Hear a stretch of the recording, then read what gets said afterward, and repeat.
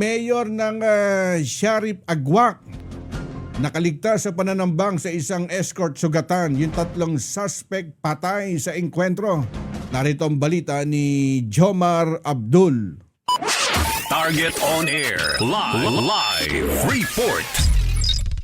Karex, malapelikula ang nangyari kahapon sa bayan ng Sharif Agwak sa probinsya ng Maguindanao del Sur matapos tangkaing paslangin ang alkalde ng bayan sa isang madugong pananambang. Himalang nakaligtas sa pananambang si Sharif Agwak Mayor Dato Ahmad B. Metra Ampatuan Sr. matapos paulanan ng bala at tirahin pa ng RPG ang kanyang convoy. Sa ulat ng Sharif Agwak Municipal Police Station, bandang alas 6 ng umaga nang maganapang insidente sa kanto ng Maguindanao Street at TR Street, Mother Poblacion sa nabanggit na bayan. Pauwi na sana ang alkalde sa kanyang tirahan sa Sitio Village sakay ng isang itim na Toyota Land Cruiser nang biglang sumulpot ang isang puting minivan o ay kinaluluanan mismo ng mga armadong lalaki. Ayon sa pulisya, naputukan ng mga suspect ang convoy gamit ang matataas na kalibre ng baril at itong isang rocket proper grenade o RPG. Agad namang gumanti ng putok ang mga security escort ng alkalde na sakay ng isang gray na Toyota Hilux sa pangunguna ni TFC Manuel Arcega Dunyogo. Matapos ang ilang minutong palitan ng putok, mabilis na tumakas Karex ang mga suspect patungo sa hilagang direksyon. Sa insidente, sugatan si TFC Dunyogo at isang sibilyan na kinilalang si Lakman Iso Tips na parehong nagtamo ng tama ng bala sa kaliwang bahagi ng sa kanilang tiyan. Ligtas naman at walang sugat si Mayor Metra Karex.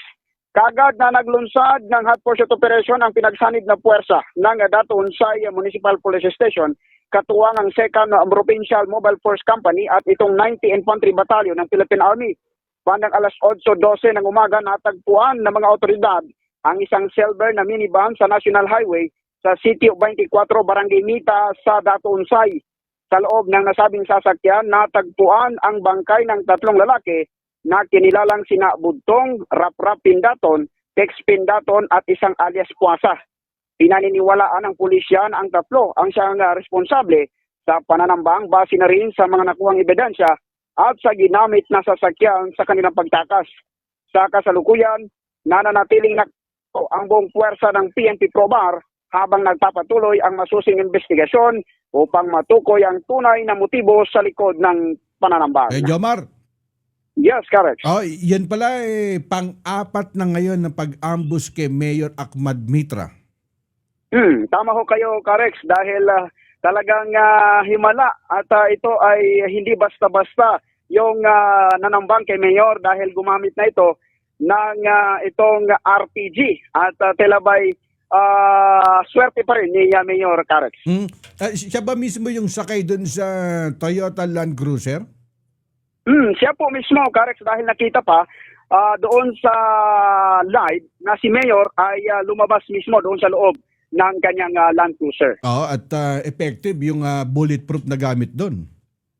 Talagang makapal at yung baga ay tested na itong sasakyan ni Mayor at hindi basta-basta dahil sa bigat ng impact nitong RPG ay tela ay makikita ho natin doon sa CCTV footages na ibinigay sa atin.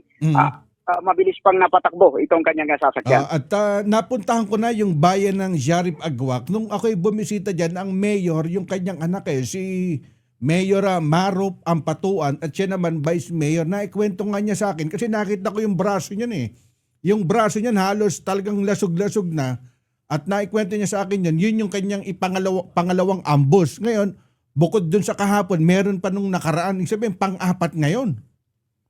Kung di tayo nagkakamali sa pang-apat na nga, kung hindi tayo nagkakamali doon sa ating bilang, na ito ay sa pagtatangka ng kanyang buhay, ito nga, kahapon na nangyari at maswerte pa rin si Mayor. Kanina lamang, Karex, hindi tayo nakadalo dahil nga ay tayo rin ay mayroong napuntahan pa na lugar, ay isinagawa rin yung kanilang press conference kanina at yung kanila pong assessment doon nga sa nangyaring ambush kay Mayor at ito'y pinag-usapan yung mas mapalawak pa yung gagawing security para hindi na maulit pa yung ganitong pananambang sa mga opisyal o itong halal na opisyal dito sa ilang mga munisipalidad pa ng Maguindanao del Norte at Maguindanao del Sur. Okay, salamat sa pagkakataon na Kuya Jomar Abdul mula dyan sa Maguindanao.